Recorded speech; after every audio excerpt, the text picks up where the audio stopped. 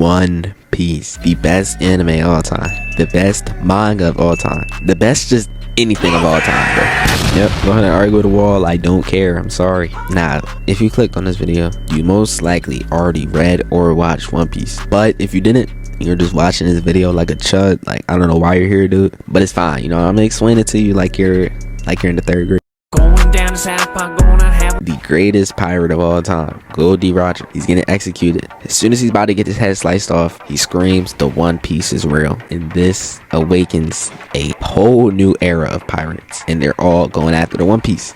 And a couple years later, we get introduced into our main character, Luffy. He wants to become the king of the pirates. So if he wants to become the king of the pirates, he has to do everything that the king of the pirates would do. So he's going on a new adventure, getting his own crew, everything, going through trials and tribulations. And the journeys, the development, everything a part of the story and a part of the way is some of the best media you'll ever consume. Now, One Piece is one of the longest mangas or animes of all time. That's the main reason why people don't get into it. But trust me, bro, that's probably the best part about it. I'm not gonna lie. Now, what I'm gonna do today is rank every single One Piece arc pre-time skip. Okay, anything after Marine Forward doesn't count. Now, this video is definitely for the people that aren't even caught up to One Piece. They just want to be reminded, or they want to see if my rankings are valid. Trust they are. And there is different sagas. There obviously is going to be a time skip. It's everything. So without further ado, let's get into it. I made that play. I gotta ask you everything. Brush on my. Alright, starting at last place is Syrup Village. Now, to me and to everybody that I know that watch One Piece, there is always one arc that makes you go on a break or just drop it completely. Syrup Village was this arc for me. Like, I literally felt like pulling my eyeballs out of my head, bro. Like, I get we're getting introduced to everything, but my god, this was just unbearable. Like, I could care less about Kaya. I could care less about the Black Cat Pirates. Like, are we serious, bro? If I'm gonna be honest, if you ever want to get into One Piece, please don't watch it. I'm begging you. Just read it. I promise you, just read it. Once I started reading it, I could just get past everything. The pacing was so much better. Like, I'm just so sorry. The stuff before this, the build up, it was cool. You know, the introduction. We got Zoro, Nami. And then we just go into this, like, bro. Now, there is pros out of this arc. I'm not gonna lie. We get introduced to Usopp, and he joins the crew. We get to go and marry. Just let me sum up this arc. I just want to get past this, bro. Because, yo, you don't understand. I hate this arc with a passion, gang. I'm sorry. It's terrible. Luffy, Zoro, and Nami land at Syrup Village right after Orange Town. We get introduced to Usopp, and he runs around the village being annoying and just lying. And then there is also a sick girl in the village who Usopp actually entertains by just lying to about stories. Kaya actually has a butler, and this butler was a former pirate who is just planning to kill Kaya and just steal all her money. And Usopp does find out about this, and he tries to tell the whole village, but they don't believe, bro. He is a liar, and he's been doing this. Literally the boy who cried wolf. And I don't feel like explaining the rest of this garbage fire of an arc. So after that, they fight. Luffy fights the butler. Zoro fights the other people. I don't even know their names. The whole arc is garbage. And of course they win, and Usopp joins the crew. Other notable things about this arc, other than the going merry and Usopp joining the crew, is Usopp's backstory. His mother died, and his father actually went off to be a pirate. He's a part of Shank's crew. But yeah, I'm sorry. This is just easily last place to me. I can't with this arc, bro. I'm ready to move on. Next one. Alright, moving on.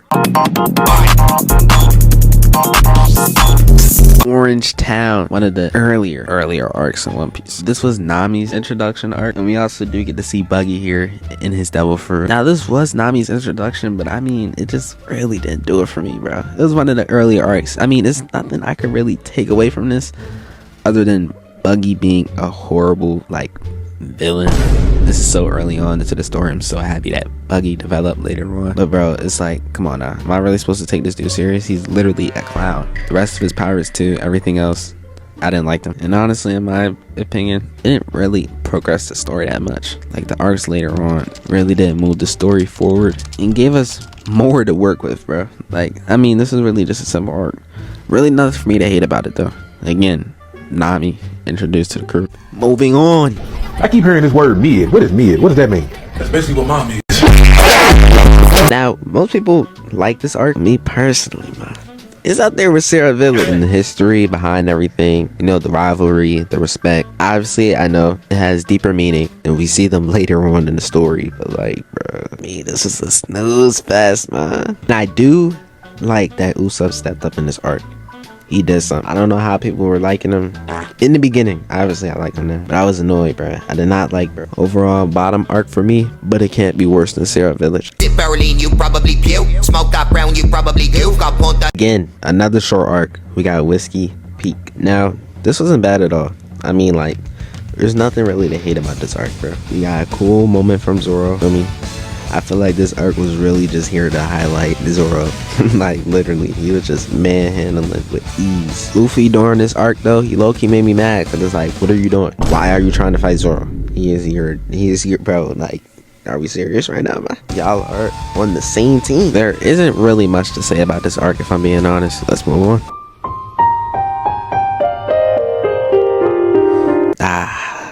Reverse Mountain. Now, this arc has a very emotional touch, man. This comes right after Lunchtown, and this entire arc is the process of the Straw Hats crossing the Grand Line, and it prepares the Straw Hats for the Grand Line even more. And if you forgot, while the Straw Hats are on the way to the Grand Line, at the entrance is Laboon. Laboon is like a giant whale. He has a whole bunch of scratches on his face. He is spawn camping the entrance, so he ends up swallowing the entire crew with the boat too.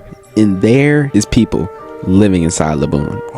And I'm not gonna lie, it looks nice inside of Laboon's body, bro. Like, it literally looks like an island itself. Now, even within this short arc, there's just so much more information. Like, Miss Wednesday and Mr. Number 9 are literally gonna be introduced into a very important arc later in the future. There's also a man named Crocus who takes care of Laboon. And Crocus, the doctor, actually ends up giving the crew a new log post, which is needed to cross the Grand Line. We also get another important piece of information, because not only will this log post help them navigate through the Grand Line, but it will guide them to the correct route to get to the final island, Laughton. That is the place where Roger settled, and that is the place where everyone believes the One Piece is at.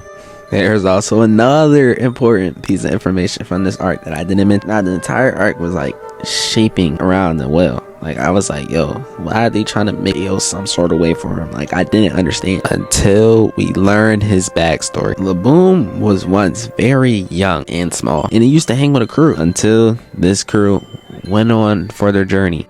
They went off to go be better, and I guess become true pirates. And they promised that they would come back for Laboon. Fast forward 50 years later, gang. 50. Laboon is as big as he is now, and he got those scars because he's been trying to break down the wall to reach his crew for over 50 years. None of them have came back. He has just been sitting there lonely. The only thing he wants to do is meet his crew. I'll save you the trouble of who the crew is. It was Brook. Yes, bro. Now, you probably don't even know who that is if you're not caught up. I'm pretty sure you're caught up if you're watching this video though, gang. But it was Brook, bro. He was a part of Brook's crew. And yeah, we know what happens to Brook's crew later on. That's for another arc. Very, very short arc. So many important details that I just love about this arc so much. Better than Sierra Village, of course. I will never forget where I came from. Romance Dawn. And I gotta include this up there.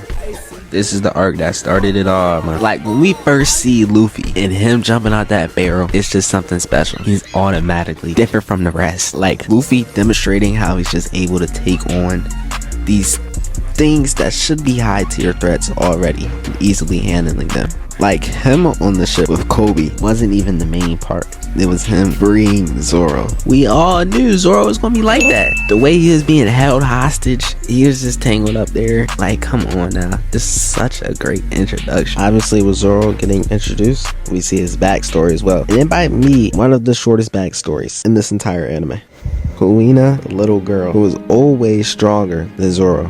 Like, bro, I'm not gonna lie, man. Zoro really, I guess Oda just hated him making his backstory, cause she literally died to stairs. Mind you, girl, these weren't weak kids, man. They were pretty strong, and she died because she fell down some stairs. This is what shaped Zoro to be the man who he is today, and we see his declaration of him wanting to be the greatest swordsman of all time. Not only this, but we see why Luffy wants to become the king of the pirates, how he got his hat, and who Shanks is to him.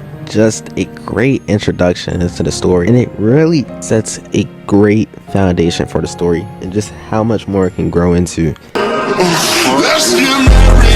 Yes, Lunchtime is next. I think this is probably one of the shortest arcs in One Piece. Like, obviously this is a canon arc, but like, bro, this is basically filler until we got to the Grand Line. But the amount of details and characters that we see that are gonna get developed later on, and also that we seen earlier in the show till now get developed a little bit, it was fun, bro. It just felt like a fun arc, and I feel like this arc really solidified Luffy was gonna be like that, man. He got put in the same exact situation as Roger. He literally got saved. Like, okay, I really know everything coming up, Luffy gonna be built like that. And Zoro getting the sword too. I was like, okay, we really about to gear up, headed to the Grand Line. Everybody gonna be right. Now I'm pretty sure everybody knows this arc is known because of Dragon. Like, that is Luffy's dad. He's the most wanted man, and he saved him, bro. Overall, a short, cool arc. And we see the parallel of Luffy and Roger. She want me. She want me. Amazon Lily. I can't even really recall what happened in this arc, bro. Like, Boa likes Luffy, and we're about to head to Impel Down. What does Amazon Lily have to offer? It is pretty cool. It's a switch up. We do see the Kuja crew of straight women in their group, and they are tough too. You feel me? They're not weak. I get why some people couldn't enjoy this arc. I mean, it's just hard to really make this arc good when it's literally in between going to Marineford and one of the best One Piece arcs that we got before this. Just like every other One Piece arc though, it does show very deep and powerful themes, like Boa revealing her mark to Luffy and about slavery that the Celestial Dragons do. The additional lore that Boa gives us here, with her sisters also being slaves because of the Celestial Dragons that we've seen in the previous arc. And yeah, this here, I think this is where she really started loving Luffy. This arc, it just wasn't for me, and that's completely fine. Now chill, you might be thinking I'm crazy because of how high this arc is, but it is well deserved. I don't care what nobody says. This was one of the most fun and enjoyable arcs of all of One Piece. Like, if I explain to you the plot of this arc, you would literally think it's a filler arc. The Straw Hat Pirates arrive on an island where everything is long. There is another pirate crew that comes called the Foxy Pirates that challenge Luffy and his crew to a game. They are mini games. All of them are different. And whoever wins these mini games gets to take a member of the crew. Obviously, Luffy accepts this and they get right into it. In the end, the Straw Hats obviously win the entire game. No members are taken. I mean, if you do an account in one of the games, the other pirates did win. They actually ended up taking Chopper, but Straw Hats won, took them right back. Easy. Like, this arc is also right before Water 7 and Enies Lobby. So it's like the calm before the storm. Like, I'm not gonna lie. If there's a canon arc you want to skip in One Piece, it would probably be this. Like, there is nothing really important in this arc other than Afro, Luffy, and Aokiji, of course. Like, if you want to skip it, bro, I guess just watch like the last 2 episodes, gang. Like, right before Enies Lobby and Water 7, Aokiji really shows us that there is levels to this, man. He easily just handles the Straw Hats and he just dips. Like, no. This next one is very hard for me because the one that I'm about to name right now and the one after it can really be interchangeable. Jaya. After a ginormous boat falls out of the sky, Luffy puts 2 and 2 together and finds out that he wants to go to Skypiea. So they go to Jaya, where they can learn how to get to Skypiea. Before this, they run into 3 giants, bro. Giant. Back to Jaya. This is a town with no laws. It's literally chaos over there, bro. It is just straight negativity. And I really do want to explain this arc in detail, because people just look over it, man, because of how much hate Skypiea gets. And this is really like a building arc up to Skypiea, so it just gets skipped over. And I really want to highlight this, bro, because it's peak. Luffy really does promise to not fight anyone once he enters this town. Luffy makes his way throughout the town and they step into a bar where we get to see the parallel between Luffy and Blackbeard. They are so similar but yet so different at the same time. Later on in the series, we literally see that they do the exact opposite things of each other. Like, almost everything is the opposite. We first see this in this arc with Blackbeard's introduction. Blackbeard loves the pie, Luffy hates it. Luffy loves the soda, Blackbeard hates it. After this, Bellamy enters the bar, offers Luffy a drink, and slams his head through the table. Zoro steps up, and he's obviously going to defend his captain. It isn't until Nami asks, "Do you know how to go to Skypiea?" The entire room freezes and they burst out in laughter. He then goes on to mock Luffy and everything about the One Piece. He thinks it's just all a stupid dream. Luffy kept his promise and didn't fight back one time. Zoro also followed after his captain and did the same thing. Luffy and Zoro continue to get disrespected and still aren't doing nothing. Nami has to drag them out of the bar because of how beat up they are. But there's one man outside, the one man that disagreed with Luffy, but now suddenly agreeing with him. And this is where we get one of the best moments in One Piece history. A man's dream will never die. Even when people trying to tear you down, trying to make fun of you, clown you for doing something that you truly believe is achievable, that doesn't mean that you just stop. Just like the people in the bar clowning Luffy, Zoro, and Nami when they said they want to go to Sky Island. They never abandoned the mission and they still went after it. For the things that you truly want to achieve, people are going to find a way to hate on you and tell you that it isn't realistic. You shouldn't be going down this route. It's a waste of time. But this is your life, bro. Like, this is your passion. That is your dream. And if you really want it, you're not going to let somebody that you don't even know or somebody whose opinion shouldn't matter to you make you stop. A man's dream will never die. It's so simple, but yet so important as we see Luffy chase after his dream to become the Pirate King step by step. They return back to the Straw Hats and continue to learn more and more about Jiraiya. We do eventually learn about Nolan. His story is that he was a liar, you know. He discovered gold, told the king, they sailed out, they went after it, took about 1,000 soldiers with them. They lost many men. Once they got to the island, there was no gold, so they just executed. Continue to get more information and even learn how to get up there. And the people who gave Luffy the information about Sky Island got fried by Bellamy. So Luffy came back and destroyed him. So he goes back to the town and calls out Bellamy, literally walking in his trap and taking over his trap, bro. He got in there, Bellamy was feeling himself, you know? He was moving fast. But like I said before, Luffy gives him one punch and he's done. No One Punch Man. Thank God. Luffy is now heading to Sky Island. This arc wasn't just peak by itself with the moments in the fight, but it also introduced the world government, Doflamingo, and Kuma. Luffy, at this point in the story, is becoming too much of a threat. We also get to see Whitebeard and many more characters. Bro, I just don't think people understand how much this arc is overlooked and how much important details and development is in this arc. Top tier. I mean, it's alright. Like, overrated as fuck, in my opinion. I mean, This might be a surprise to some, but definitely not me. By far, one of the most overrated arcs in One Piece. Now, from this point on, yes, the arcs really do start to increase and get better and better. But right before this arc, I feel like that's where it started. That's where the increase in the quality of arc started. Don't get me wrong, Arlong Park is not bad at all. This arc really focused on Nami and how the Straw Hats come together to help each other.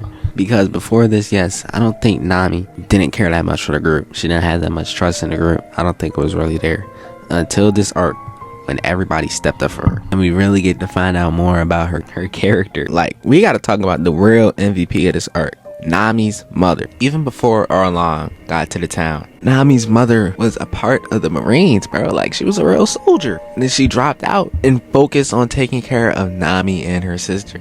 And when Arlong did arrive, she sacrificed her life for Nami and her sister to live. This arc also contains very strong themes, and I feel like this is the first step of the building that One Piece takes up with these important themes in the arc. Arlong and his pirates just randomly appearing on the island and making everyone on land a slave. They had to pay just to live. But going back into the present of this arc and just how important Luffy really is to Nami. Like, Nami literally hasn't smiled in years. I don't think she's really felt joy since her mother died. But when Nami completely vulnerable at the lowest, guess who comes in to help her? Luffy. It's like the automatic bond and loyalty just from this arc alone, with Luffy putting his hat on Nami's head.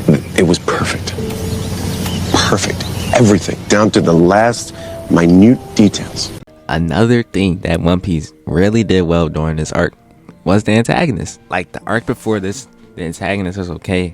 I mean, Mihawk was introduced as the only good antagonist. In the other arc before that, the antagonists were just buns. I feel like this arc really set up an antagonist. Like, it was built up perfect. We've seen Arlong in the past.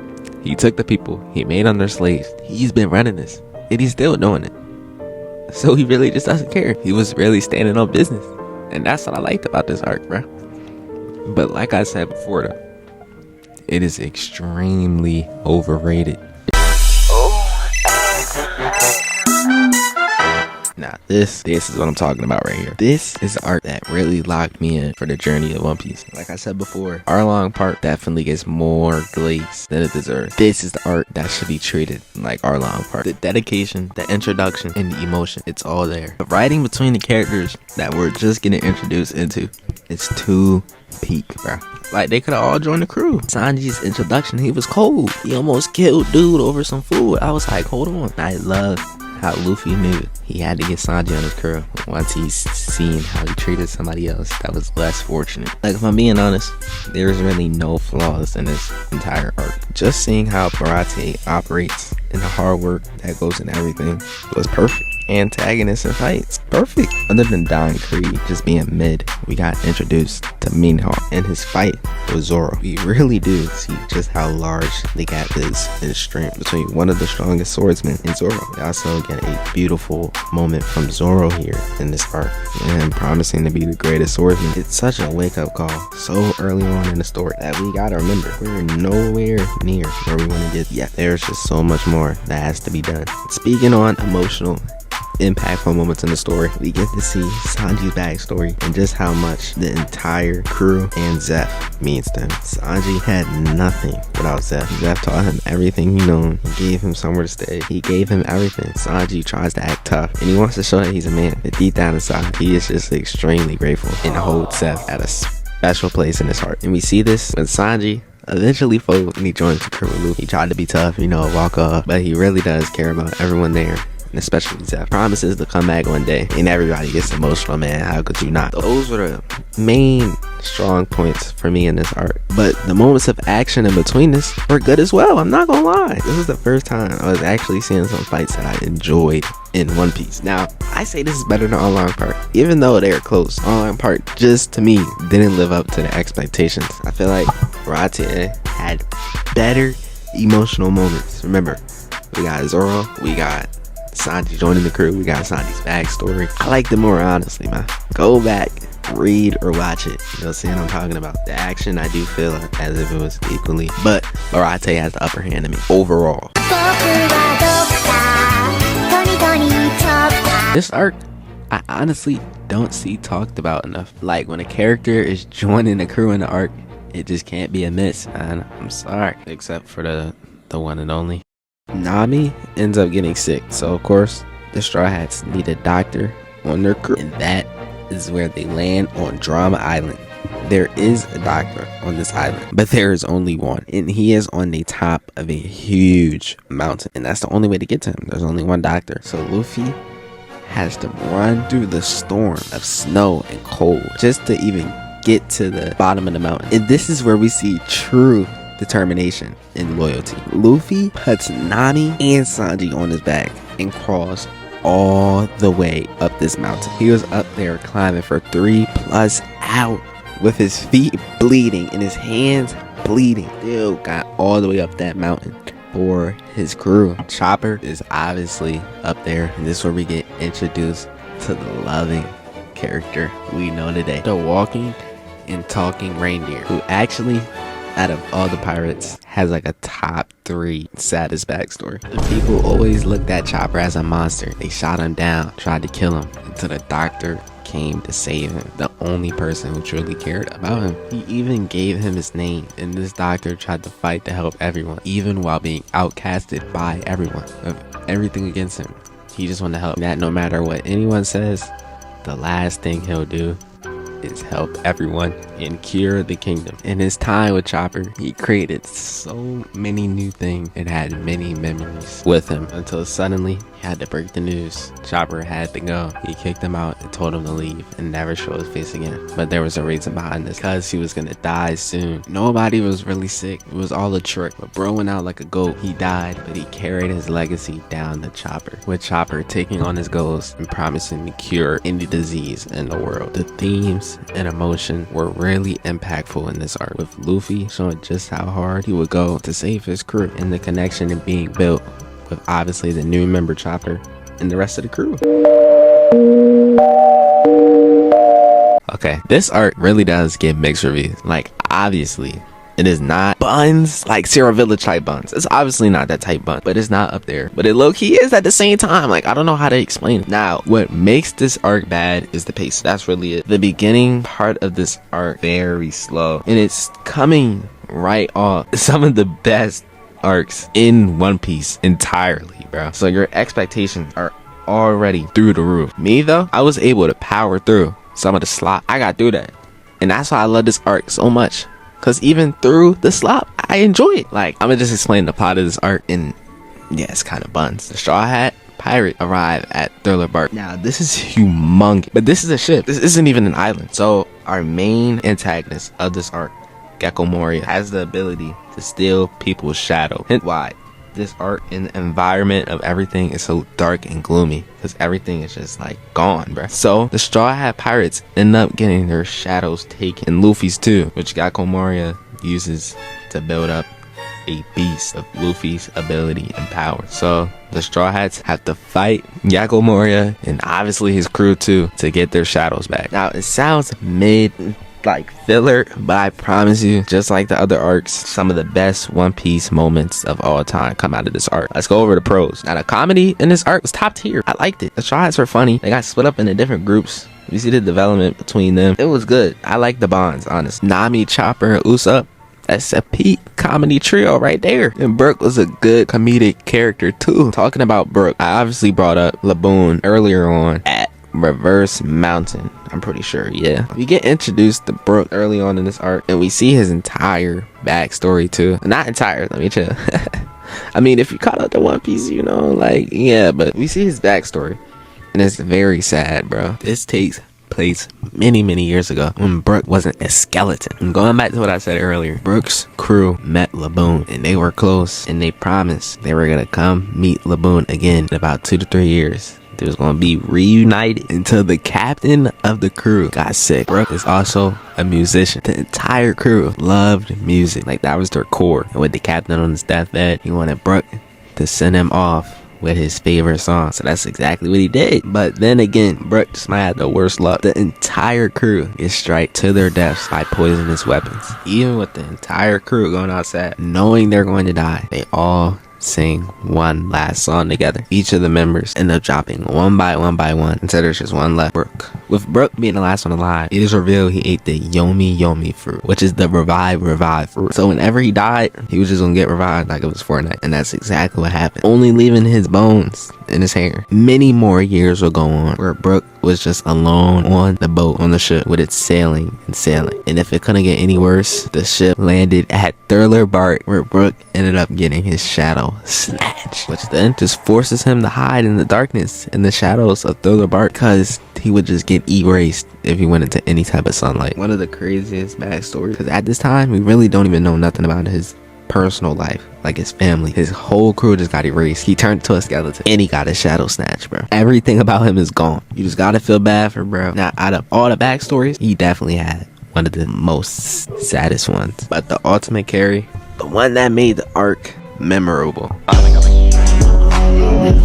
Kuma arrives, and he is going to take Luffy. But before he can even put his hands on him, Zoro comes. Zoro gets a clean slice on Kuma. He is literally a cyborg, took 0 damage, and he eventually gets Zoro. With Luffy completely unconscious and nothing Zoro can really do, offers Kuma to take his life instead, with full trust that his captain will become the Pirate King. Sanji is actually the only other person conscious, so he offers his life as well, but Zoro knocks him out, leaving him the last man standing. Kuma actually considers and compromises with Zoro, but there's a twist. He takes all of Luffy's pain from the previous fight and everything in this arc and puts it into this bubble. And with Zoro already being injured after going against Kuma, the fight already in Thriller Bark, it should be impossible for him to survive it. So Kuma gives him a sample, like a test. He takes it and it absolutely destroys. Not even all of it, just a little sample. Zoro just asks for this to be taken someplace else so they go farther away from the crew, and Zoro takes all of Luffy's pain. The rest of the crew wakes up, but Sanji's the only one who remembers what was about to happen. So he's like, okay, everyone's fine, but where is Zoro? So we go searching for Zoro, and that is where we meet Zoro covered in blood. Sanji's like, what happened? Why is there so much blood? Zoro just tells him nothing at all. Now I'm gonna try to go a little bit more in depth here and really talk about this moment with Zoro. Now when I look at it, I see this moment as a test of loyalty to Zoro. Like, yes, we've seen him with Luffy for all these arcs, but is he truly willing to sacrifice himself and die for his captain? Does he believe that Luffy can truly become the Pirate King? And obviously he does, displaying his loyalty. But the most iconic part of this whole thing, of him saying nothing happened, means more than just nothing happened here. We have seen Luffy fight these big antagonists up to this point in the story, get something taken from his crew, go through hardships within the crew, somebody trying to lead the crew, all of this. Yeah, you can't pull me up with a single clip of Luffy complaining once about anything that he's been through. When Zoro takes Luffy's pain, he realizes just how much he goes through, yet there is no frustration or complaint from Luffy. Alabasta. Up to this point in the story, and probably just overall for pre-time skip, this was probably one of the longest arcs. I'm not gonna. Pacing was a little slow, but this is how you build an arc. This is how you make an arc. The build up to this was excellent. I think we got about like 2 or 3 arcs just building up to this one arc. This arc wasn't light work for anybody either. It wasn't just a breeze. It was none of that. Everybody faced a challenge and everybody got their own moment. From Luffy all the way down to Chopper, each and every single one of them had their own fight and its own importance. Main antagonist wasn't some sorry throwaway either. He's been getting built up and we find out he is really like that. It literally took Luffy about 3 times for him to actually win. Luffy constantly getting packed up this entire arc. There were also flashes, other characters that we are going to see develop later on into the story. Like Robin, of course. Ace was in there. Little did we know, but Bond Clay too. Like Ace, we obviously know he's gonna be a fraud. He's the brother of Luffy. He can't be a fraud. I'm sorry. We got a little side quest for him during this arc, and it was tough. He also met back up with Luffy, and Ace met the crew. Ace and Luffy actually exchanged beaver cards in this arc, which we do see later on into the story. I just like Ace's introduction so much. Like after maybe 2 seconds, you can tell that this is Luffy's brother. They're energetic and they're just doing anything. And him being just like Luffy, he obviously gotta be cold too. Up to at least this point in the story, he had like the coldest ability. He can create and turn into fire. Like we all know this from consuming media. If you have a fire ability, there's no way for you to be Buns. You gotta be tough. Very cool introduction. I loved it. And while I'm talking about specific characters, I gotta bring up Robin. During this arc, she was so mysterious, bro. Like she was just moving so weird. Like I didn't know if she was on the Straw Hat side or she was with Crocodile. Things she does during the arc and how she was after the arc, it was obvious that she was on the Straw Hats team. I ain't gonna lie. Like during the arc, she refused to read the hieroglyphics for Crocodile, knowing that she is one of the rarest people in this verse that can actually decipher it. As the arc goes on, she just becomes more and more trustworthy. And speaking on another character, I have to talk about Vivi. And if you ask me personally, I think she should have just hopped on that boat and joined the crew. She was just so determined and her purpose was valid, bruh. Crocodile had to go, and her with the Straw Hats made a perfect team for this. I really liked her character as well, because she was built up as the arcs went into Alabasta. This wasn't our first time seeing her, because she was literally disguised as Miss Wednesday. She was LARPing being the villain, but that was to gain more information on Crocodile. Like she was cold. We even see her backstory as well, and she grew up as a princess. She once had it all until Crocodile framed her and her entire family and caused the ultimate downfall of her bloodline. Crocodile has only been causing war and disturbance in Alabasta. So she took matters into her own hand and became a spy to see what's really going on in the system. And now I think it's about time we get into the actual Straw Hat. Each and every single one of them had their own important moment, starting with Luffy. I ain't gonna lie, he was kind of sorry this arc, but it was the first time he was going against a true villain in this series. But during his fights with Crocodile, I think Luffy lost about 2 or 3 times before finally beating. Now, I'm not gonna lie, this was crazy seeing Luffy get done like this. I'm like, yo, is he actually gonna win? But if I'm looking at this right, this is the first time in the series that Luffy actually lost a fight. And to be honest, it was very much needed. The main character cannot just win everything, bruh. There would be no stakes, nothing on the line. It would just be the same thing over and over again. So it was refreshing. And Luffy obviously had determination. He got back up and went and fought Crocodile again. Every single time he got knocked down. Next member, Zoro. He went up against Mr. Number 1, by the way, and had one of his best moments in the show. One of his most underrated moments in the show. Pushing past his limits completely and destroying them. Next member, Usopp and Chopper. A 2v2. Now, I would have thought this would be the worst fight out of all that. They actually showed up and put in work. Yes, Usopp too. Sanji and Nami also held up their own. Sanji versus Bon Clay. Bon Clay, I just love you so much. And Nami put in the work too. I think it's about time we move on. Each and every single member in this arc went through their own stage of development, going through struggle, even if it was in the fight, and trying to stay together as a crew and do all they can to help their captain. So when he did win, they handled the rest of it.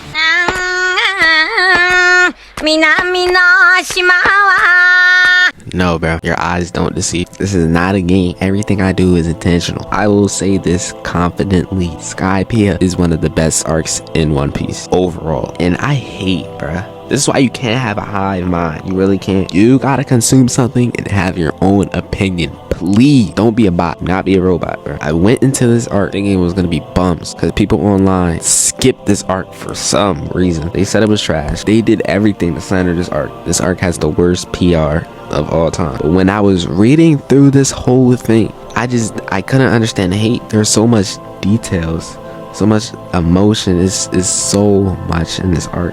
It's absolutely beautiful. Anything that you question from Jaya, anything that you were curious about, you didn't know, this arc answered it for you. Now, if you don't know, this arc comes right after Jaya and the Straw Hats go up the Sky Island, where nobody thought was real. Whole time, there's whole civilizations up here. There's people, there's religion, there's it's so much up here. Like, there are gods. There are people among this island fighting for their own belief. And this entire island is ran by a literal god. Enel. He is the main antagonist of this arc. And yes, bro, he is a god. We see this early on where Nami accidentally stumbles upon the forbidden place that you cannot go to. And she sees a man just get erased. Now, there are 2 different types of groups on this island. There are the people who serve the god, Enel, and they defend him. They stand up for him. He has his own people.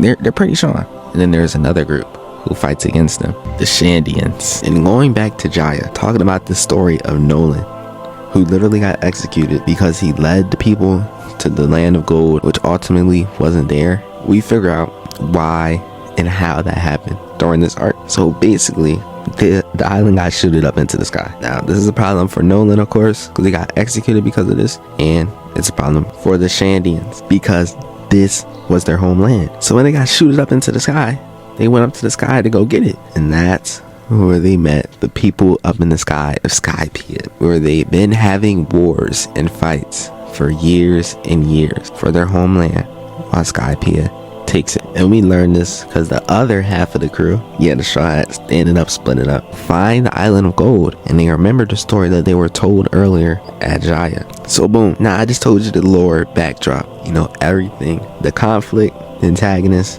the groups, everything in this arc. But the beauty about this arc, there's still more. The Straw Hats continue to fight, they get separated eventually, and they have to go against Enel's crew, basically, where they beat them up one by one. It's pretty good. I like it. Basically the same format of them fighting, getting split up. But I did want to focus on Sanji's fight because it's one of his best peaks in the entire show, and I think it's really forgotten because nobody watches this arc. Now, Nami and Usopp were getting fried by Enel, and this is where Sanji steps up and takes the ultimate sacrifice, saving Nami and Usopp while getting blasted from lightning, sacrificing himself for the crew, and having full faith that Luffy's gonna come through. Also having a cold quote.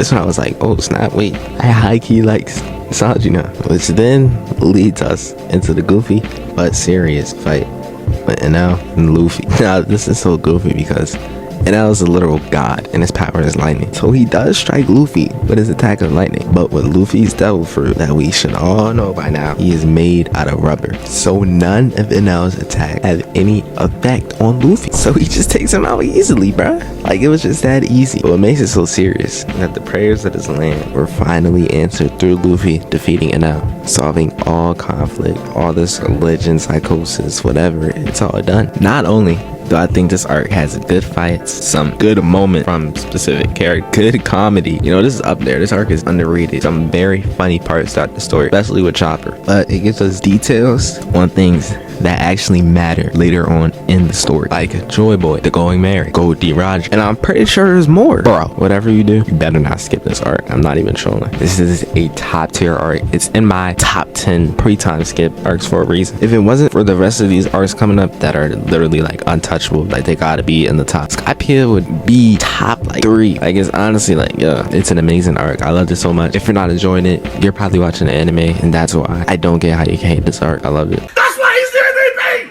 That's why he's the GOAT! The GOAT! Next up, Impel Down. Now this is the opposite of the calm before the storm.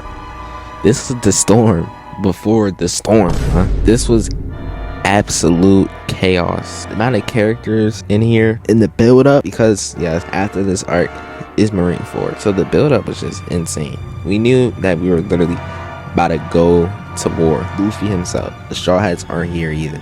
And coming off an arc like Amazon Lily 2, we were just hungry, yes, to experience some peak again. Now, if you aren't familiar, Impel Down is like the most dangerous prison in this verse. If you're a pirate and you get locked up, it don't matter, you're going here. And it's basically like the back rooms, bro. There are levels down to each prison inside of this humongous prison with even more dangerous pirates each time you go down and down and down and down. So with the help from Boa, where she was mainly introduced in the last arc, Amazon Lily, she helps Luffy sneak into Impel Down. And his objective, his goal, is to get all the way down and get Ace, to free Ace, because Ace has got captured and he is going to be publicly executed in front of the whole world at Marineford. So before any of this can happen, Luffy's just going to try to go down and get him. So level 1 is called Crimson Hell. Now, even though this is the first level, doesn't mean the torture is not as bad as the other levels. On this level, there are razor sharp trees where prisoners are forced to be in the forest with these trees. Now you may be thinking, I'ma just camp this entire time I'm in the forest, or I'ma just escape. I'm on the first level and in this forest nobody can see me. But that's where you're wrong. But there are guards and all type of other things too that are chasing you in this forest to literally ensure that you are being cut. They are going to force you to be cut by these razor sharp trees in the forest, and I don't think it's just the truth either. I think it's just everything in the forest. So you're fried. Next level, Wild Beast Hell. Now, there are guards on level 1 that are constantly chasing you and ensuring that you suffer. But on this level, instead of guards, it's just straight up beast monsters trying to kill you. At this level, your life is pretty much in danger. Like, you could just die. It might be better than the always suffering, but if you really want to live and think you have a chance to escape on this level, I think that's where your chances become pretty slim. Level 3, Starvation Hell. Now the name is pretty self-explanatory. You're barely getting any food, but on top of that, you're basically in a desert. Like, literally very hot conditions, and you're not getting the food that you need, the right nutrients, none of that. So you're just on the earth of death. Like, you feel like you're dying every day, 24/7. Couple of levels were bad. This level is literally hell. Like, it's called Blazing Hell, but like, bruh, this level is literally hell. Just straight up burning. Like, you're literally burning. Like, there's no explanation to give here. And this is where we basically get introduced to the main antagonist of this arc, Magellan. And he's OP. We'll see him later. But this is like his headquarters. Like this is where he stays. Then we go to the complete opposite. Freezing out. Don't ask me why everything has hell at the end of it. This one's freezing, but it still has hell in it. It's because this is hell, bruh. Like you're just gonna suffer anyway. Now, this one, I don't think it's much for me to say for this one either. Freezing hell, straight freezing conditions. Everything you get fed is frozen. Everything is frozen. You're freezing. You're dying. It's hell. Yeah. Now, before we go to level 6, there's a hidden level 5.5. And I don't know, man. They haven't been caught. This is where you want to go. Created by Invonicall. It's literally just a party place. It's away from everything. You're in there chilling. If you get here, then you hit the lottery. You can just chill here forever, bro. Have fun, no problems. But I mean, to get here, you literally have to go through hell. You gotta get through all the past levels I just said. And that's if you do. How are you gonna get past the blazing level? Gang, you're done. I don't see, personally, if you're not a top tier pirate, or you're not already placed in like level 5, you're not getting to that secret lounge, buddy. And lastly, once again, I don't even have to go into depth because the title really explains it for you. Eternal hell. If you end up here, there's good news and there's bad news. You was most likely a dog. You was like that out there in them streets. They had to put you at the bottom level. You was probably cold. You was tough. You wasn't like the other frauds that are up in level 1 and 2. Bad news though, you're in here forever, bro. There is just straight up nothing in this level. There's really no enemies, no nothing. You're just locked here. And this is where Ace is being held. Now, with everything I just explained, all the troubles, Luffy managed bust in Impel Down, get through every single level. They actually took Ace out early, so he got transported early, so Ace wasn't there. And he worked his way all the way back up Impel Down. He ran through the entire thing, came back up like it was nothing, still looking for Ace onto Marineford. Now, I love this arc so much as we are just introduced to characters that we haven't seen in years, bro. For example, Crocodile. You know, I was thinking that these characters just get thrown away, but Oda is intentional with everything. And with each level of the prison, new environments, new characters. Every time you go down, I just get more intrigued. I feel like this arc was so good, man. And before I end it, I absolutely have to talk about the GOAT. I didn't forget Bon Clay, the most unslanderable character in One Piece. You disrespect him, I'm not gonna lie. I mean, racing you off this planet Earth. You know what? I'm gonna bump this arc up one position just because Bon Clay in it, bro. He saved Luffy twice in this arc, and if you want to be for real, he saved him 3 times his entire story. Straw Hats were not getting out of Alabasta without him. Luffy would have literally died if Bon Clay didn't come and save him in the middle of this arc. And then he saved him again at the end and made sure that everybody got out except for him. I'm sorry, he's the GOAT. His case is closed.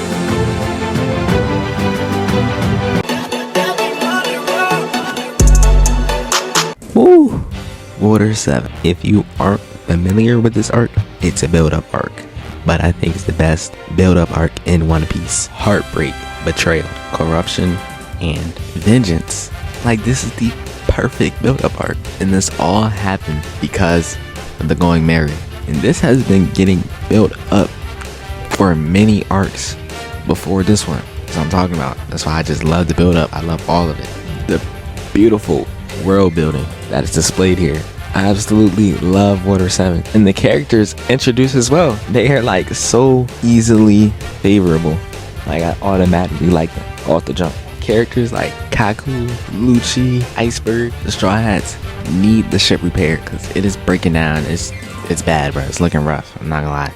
It's the last days of the Going Merry. So they stumbled upon Water 7. And with the gold they got from Skypiea, they're gonna exchange that, get the money they need, and repair the Going Merry. Simple. But during this time, with the Straw Hats starting to split apart, you know, one group going to get the gold, the other stand back, there's a mysterious person that came up to Robin and said she's a part of CP9. Obviously she knows because she's like shocked. We have no idea what this is yet. But there's a series of events that happen that are very significant to the story. Very iconic moments in One Piece that are in this arc. Starting with Usopp. The Straw Hats find out that the Going Merry it's just not repairable. They can't repair it.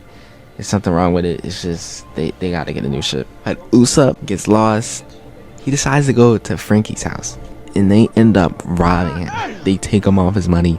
They destroy him. They kick him out. They leave him like he's just dirt, like he's absolutely nothing. And there was nobody to help him until Luffy, Sanji, Zoro, and Chopper found out about this. And here we see another instance of the Straw Hats' loyalty, determination.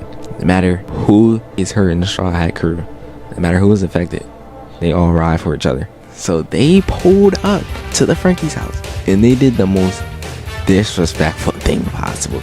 And this is where we get the iconic scene of all of them just walking up to the house, just the four of them, taking on the entire house. And when I tell you they beat everyone up, and they destroyed the house. It looked like a wrecking ball just went through the entire house, but it was just them four. The entire thing was gone. And after all that, Robin actually just disappeared out of that interaction with CP9.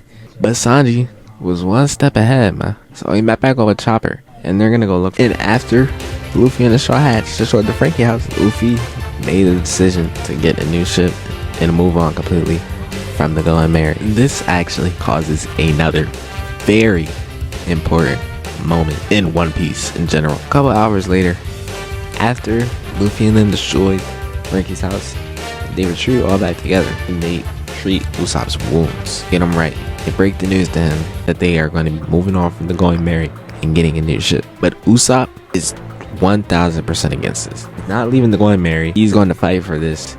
He's not switching up. This is his stance. Very important because this is the first conflict we've seen within the Straw Hat crew. Luffy is seriously arguing with another member. Usopp actually challenges Luffy to a fight over control of the crew and the ship. The fight is a little close in the beginning, but let's remember, this is Usopp versus Luffy.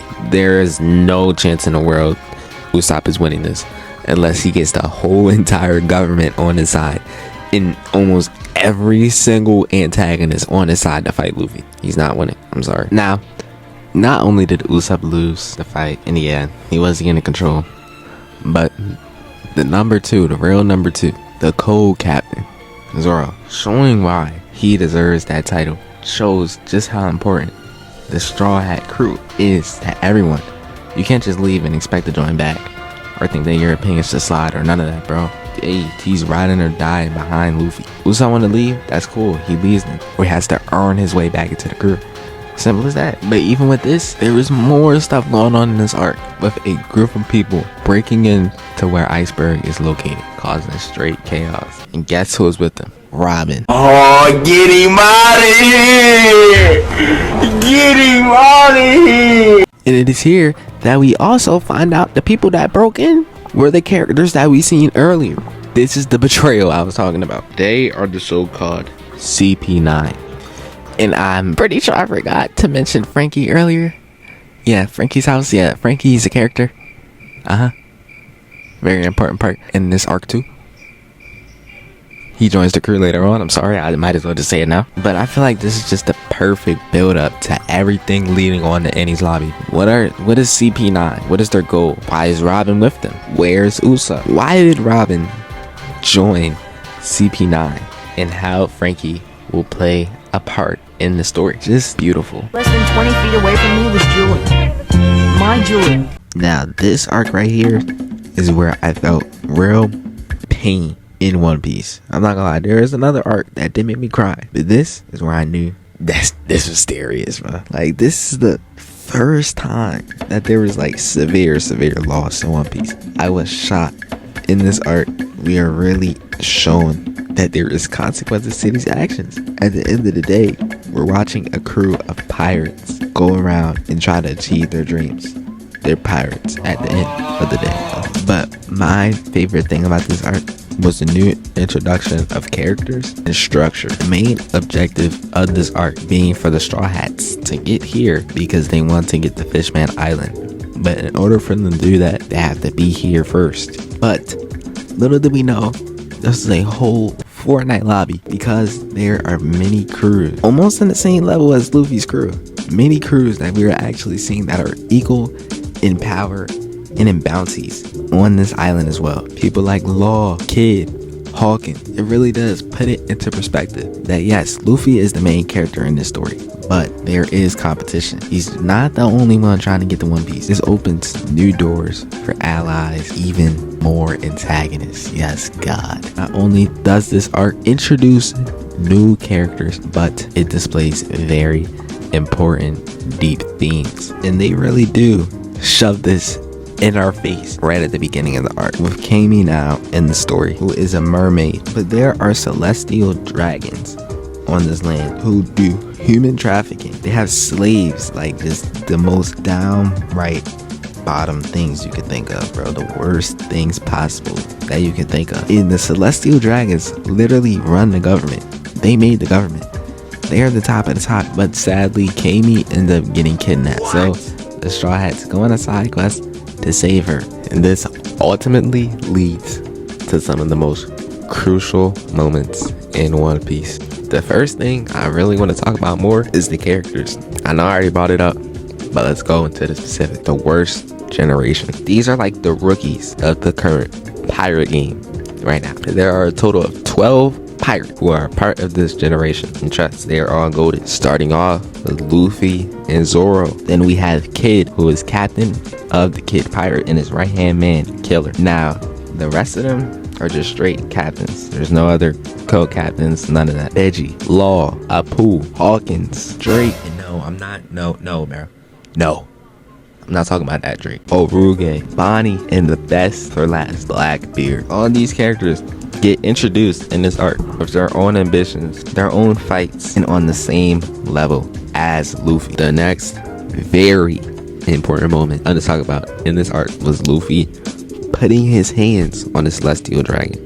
Now this all ties back to the original storyline of this arc. The Straw Hats trying to save Kami, so they go to the slave auction to go save her, because yes, bro, it's this crazy. I didn't mention this earlier, but the character Hachan from Arlong Park, yes, it all connects. He's actually on the Straw Hat side now. He's good, bro. After an outbreak in the auction, the Celestial Dragons just run everything. And one in particular, Saint Charlos. Now, every single Celestial Dragon probably has like a 1 IQ, but this dude in particular finds a way to be the most hated. Because of the way Hachan was written, he redeemed himself. Everyone loves him. It's impossible to hate him, bro. And he ends up getting murked by Saint Charlos himself. And we all know Luffy is just not letting this slide. Now the Celestial Dragons are literally like the government.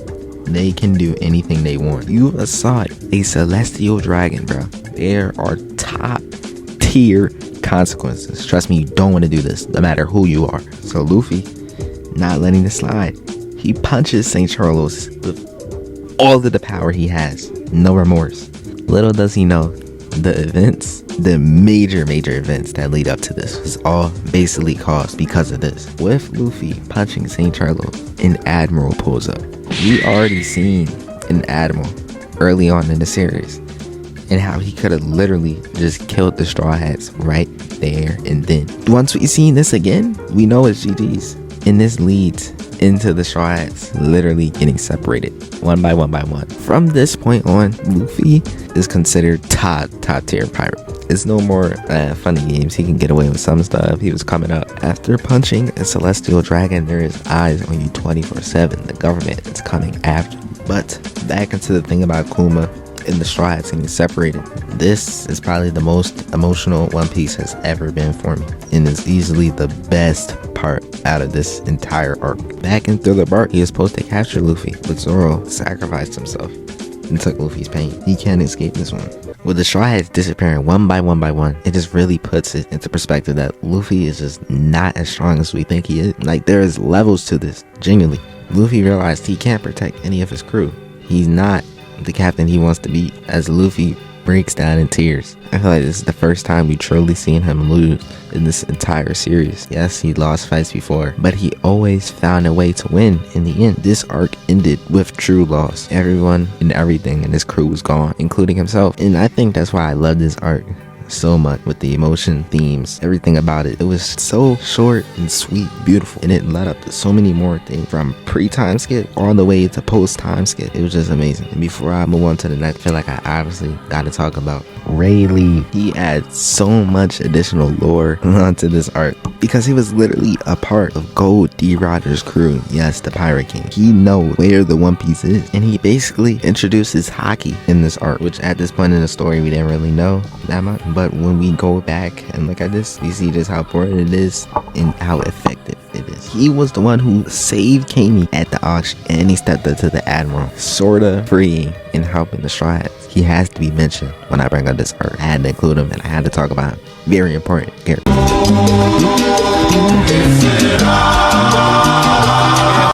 We made it.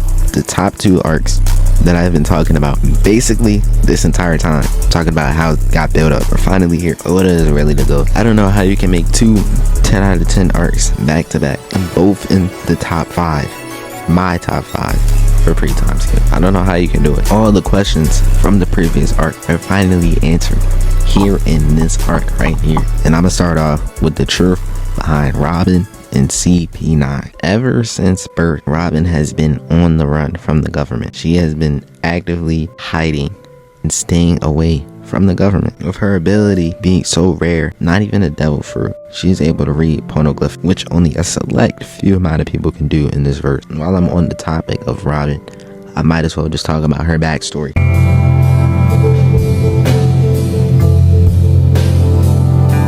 She was the odd one out among the kids, and her mom did leave her when she was very young. Her main father figure, Saul, which she barely knew for a brief amount of time, was a giant, so she was just different. Her devil fruit power made other people scared of her.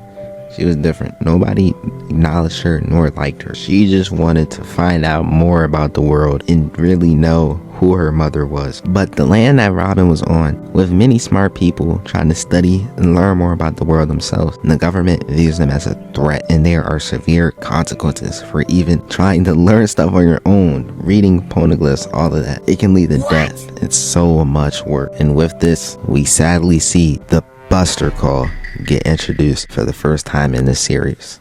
Now, before the effects of the Buster Call can take place and happen, Robin actually does meet her mother, and her mother does acknowledge her, since she has been low-key running and trying to avoid Robin so she can ensure her safety, because the government was on her tail too. Now, a Buster Call is literally when an entire island, a nation, just gets wiped out. Like, they're gone. Like, it's GG's. Everything, the people, the land, it's gone. It's erased from history. Luckily, Robin was the only one that survived, making her one of the rarest people in the world that can read poneglyphs. And when the government found out they were on her, that is why she's been running her entire life. They named her the Demon Child. Little does the world know that the government literally erased everything. Her land, her people, her mother, Saul, everyone that cared about her, even people that didn't care about her. The intelligence on that land was gone, and she is the only one left. So now, going back into the present, Robin truly believes that if she sacrifices herself, it would be good for the Straw Hat. Knowing that the government will always be after her, knowing that there is literally no escape, she just wants to sacrifice herself and leave the Straw Hat completely alone while dying in the process. So we rarely see that she does care about the Straw Hats here. For the last couple of arcs before this, it was questionable. I honestly didn't know what side she was on. And with her leaving in Water 7, nothing to say, just straight up leaving with CP9 really made me despise her, bro. Luffy being the character that he is, and of course the Straw Hat crew going to back him up, they can't accept that Robin betrayed them. Luffy needs to see straight up, face to face, and hear Robin say that she doesn't want to be a part of his crew and that she's done. So they go to Enies lobby just for that, to truly see what Robin thinks. You may be wondering, how exactly do the Straw Hats get to Enies lobby, one of the most secure islands that we see so far? And Sanji has been on this since Water 7. I didn't really highlight it, but his bingo scene was so important because he's been on this train the entire time. He's been hunting down Robin to get her back. He's been gathering clues and getting information. So when the rest of the Straw Hats hunt down this train and get on it with Sanji, and they're able to form a plan and be together as a crew, it's unstoppable. We knew they was gonna get in there. And what happened with the previous arc before this in Water 7, and Usopp looking like he was gonna lead the crew, he actually does join back, but under a new identity. Introducing Soul King, the king of snipe. and the Straw Hats actually all invade and break in through the front gate, including Frankie. Cause man, what I tell you, he's been with us. He's with us now. Man. Here, Luffy is actually able to get Robin's attention, and with the Straw Hats displaying their true friendship and just how hard they will go for one of their crewmates. The entire crew is there at this one point just for her. Even if she wants to deny it, save them, they are still here. And Luffy orders Soul King to shoot the world government flag down. That is a declaration of war right there, and that just shows once again how hard they would go for their crewmates.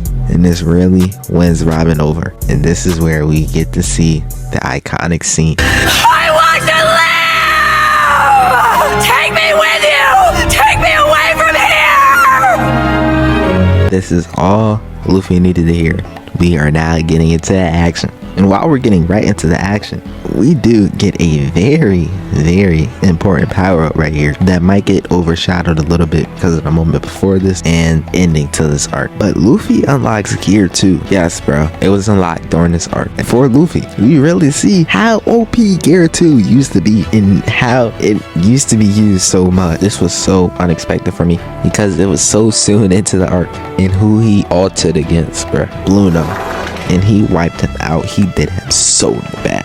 From this point forward, the Straw Hats will just have to fight their own individual battles and win. I don't know why I'm so obsessed with this format. Similar to Alabasta, how they were all fighting, how they got their own important, unique moment. But every time the Straw Hats get their own fight, it shows just how far they really come. It's not just Luffy fighting his own way to win, everyone with him. Like, I personally enjoyed every single individual fight during this arc. My personal favorite out of the Straw Hats though had to be Sanji and Chopper. Like, yes, Chopper is a funny, cool, adorable character, but when he really turned up, bro, when he turned into an absolute beast, a monster, it made me realize I can't forget who he really is and why he's literally on the crew, because he's like that. And Sanji's fire leg kick was just so tough to me too. Like, pre-time skip, I honestly think there's too many Sanji moments that are overshadowed and don't get talked about enough. Like, he is tough, bro. There was a point in time where I liked him over Zoro. I'm not gonna lie. Now, we all know what happened with the other Straw Hats. How did Luffy's fight go? Now, this fight had multiple rounds, and for this to be during pre-time skip, it was probably top 5 or probably top 3 one-on-one fights with both of them fighting in base form. You can say it was kind of close, but Lucci was mainly on the defense and he was frying with no type of effort. And Frankie, who kept trying to interfere, Luffy made it pretty obvious that this is a one-on-one, buddy. No jumping, no helping. You got it. They continue to throw straight hands. I'm talking about Gatling, Gum pistol, everything you can think of. Every single moveset that Luffy has so far, he's pulling out. And they are throwing hands until round 2. They power up.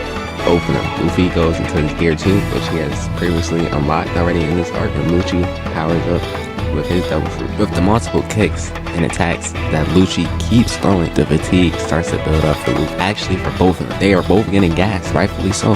But my favorite part in this entire fight was when Lucci actually got a hold of Luffy and basically almost murked him right then and there. Even after being basically unconscious, even after taking one of Lucci's strongest attacks head on, Luffy promised to never sink to the ground again. He stays up on both of his feet, sticking to his promise. He will never fall again. And he uses this adrenaline to completely destroy Lucci. I'm talking about punching him out the whole building. Luffy knows, being the captain of his crew, he has to win his own individual fight and ultimately win for his crew. He needs to be there for his crew. He is the captain. Even when he was going down and it looked like he was unconscious, the first thing he thought about was Robin. He needs to win it to get Robin back. Robin risked whatever she had with her saying, I want to live. So Luffy now has to fight for her choice of wanting to live. And if I didn't like Usopp before this arc, I definitely loved him as a character now. His role in this arc and his new identity is so amazing to me. The character development, the determination, the actual fight that he has. No more cowardness, bro. I loved it so much. Shooting the flag, his help to free Robin, and him encouraging Luffy and giving him the boost he needed to defeat Lucci. Excellent, bro. He might be the MVP. I don't know. Between him and Luffy for this arc. But he showed up and he redeemed himself for me. When I talk about this arc, I have to also talk about the Going Merry. Like, I'm not gonna lie, bro. I was on the verge of tears. I'm not even trolling. It literally felt like it, bro. This was a crewmate. It was. I'm not gonna lie. It felt like a crewmate died. You know me? Like the Going Merry. They said it couldn't be repaired. It was broken down. Yada yada yada. But like, come on, bro. It's the ship. They can't let the ship go. That's exactly what they did. Like, I don't think people really understand, bro. Like, this is really emotional, man. Like, the Going Merry was here since day one, bro. Since day one, it's been here. It's been carrying the straw hats to every single place they went to. And it's passing, bro. Like, it really, like, it had a soul. Like, it felt like a real character. Like, it had a soul, bro. It was just so sad to see it go. The whole crew emotional, too. I'm not gonna lie. Zoro just had that oral farm. Act like he didn't care about it, but he did. Everybody crying. Just a sad sight, man. Now, for me, this might be the best rescue arc of all time. Hey man, Naruto, it could be up there with them talks, but this is just the best for me. It had every single aspect that you could think of. For a rescue arc, it was in here. Perfect. It's top 2 for a reason. It could be 1. Anything in this top 3 is dessert. Can we get much higher? So high. Bruh, finally, I made it to number 1. No, we made it to number 1. We did it, bro. Now, there's only one arc remaining, and that is the GOAT, the one and only, the untouchable, the best top 5 arc in One Piece entirely, including post-time skip 2, Marineford. Now, with this being number 1, I don't think I need to explain why or go into detail about this arc, bro. I can make a whole separate video explaining this arc, going into detail, the biggest moments, all that. Bro, we know why this is here. There's no explanation, man. Like, come on, bro. Like, bro, we know. From beginning to end, this is the most entertaining arc yet. Unlike other arcs, this was the first full-out war. Yes, we have seen other arcs bring back old characters, bring in new characters, and we have seen all-out type fights in different type of arcs like Alabasta ending its saga. Marineford is the only one to combine all of the aspects together. The first arc where all pirates actually go against the government and the Marine, and we see just how powerful all the Marine really is combined.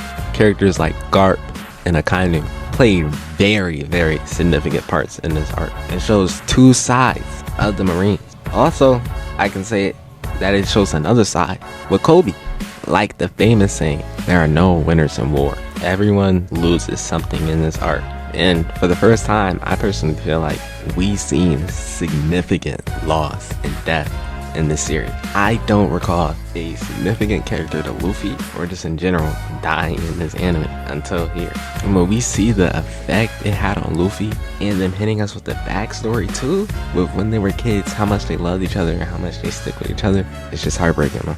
Now, I'm sorry if I'm just going all over the place. I just, this is the best arc. So I just gotta ramble everything out about it. In this arc, I feel like every single character, no matter if you were a pirate, a Marine, you were a viewer, you were at home watching this, bro, you played a part in this arc. And if I'm talking about characters contributing specifically in this arc, I gotta talk about White. He literally did everything he could to free Ace. He fought everyone in his way. There's just no Whitebeard slander allowed.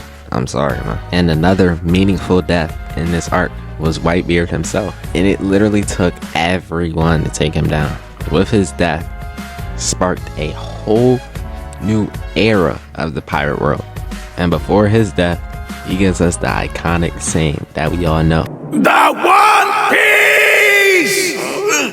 The One Piece is real! The One Piece is real. His impact will never be overshadowed. And he absolutely delivered in this arc. I loved everything about him. His fight, his determination, his death. It was just, it was all perfect, man. And if I'm talking about Whitebeard's death, I feel like I gotta bring up Blackbeard in this too, just to even things out, I guess. But Blackbeard did end up stealing Whitebeard's power in the end.